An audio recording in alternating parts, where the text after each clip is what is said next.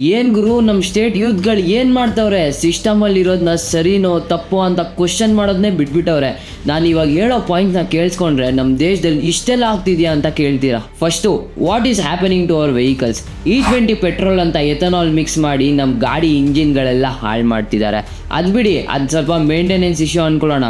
But what about these massive scam figures? ಕಸ ಸಂರಕ್ಷಣೆಯಲ್ಲಿ 38,000 ಕೋಟಿ, ವೆಲ್ಫೇರ್ ಸ್ಕೀಮ್ ಹೆಸರಲ್ಲಿ 5,000 ಕೋಟಿ, ಸ್ಮಾರ್ಟ್ ಮೀಟರ್ ಹೆಸರಲ್ಲಿ 10,000 ಕೋಟಿ, ಈವನ್ ಕಸ ಗುಡಿಸೋ ಲಾರಿ ಕಾಂಟ್ರಾಕ್ಟ್ ಅಲ್ಲೂ 643 ಕೋಟಿ ಸ್ಕ್ಯಾಮ್ಗಳು. ಅಥಾರಿಟಿ ಪವರ್ ನಲ್ಲಿ ಯಾರೇ ಇರಲಿ, we need to ask them questions. ನಾವು ಜಾತಿ ಧರ್ಮ ಅಂತ ಕಿತ್ತಾಡ್ಕೊಂಡು ಸಾಯ್ತಾ ಇದೀವಿ.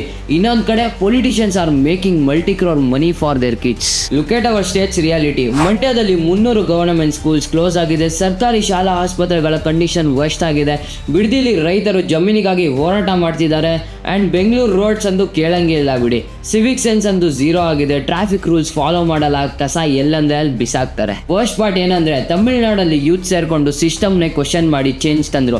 ರಾಜಸ್ಥಾನಿಂದ ಬಂದು 14 ಲಕ್ಷ ಜನ ಬಿಸ್ನೆಸ್ ಮಾಡ್ತಾ ಇದ್ದಾರೆ.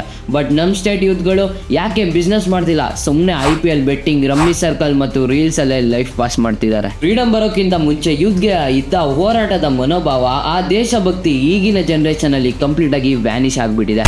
If our ancestors stayed quite like this, ನಮಗೆ ಸ್ವತಂತ್ರನೇ ಬರ್ತಿರ್ಲಿಲ್ಲ ಅನ್ಸುತ್ತೆ. Share this video to wake up our youths.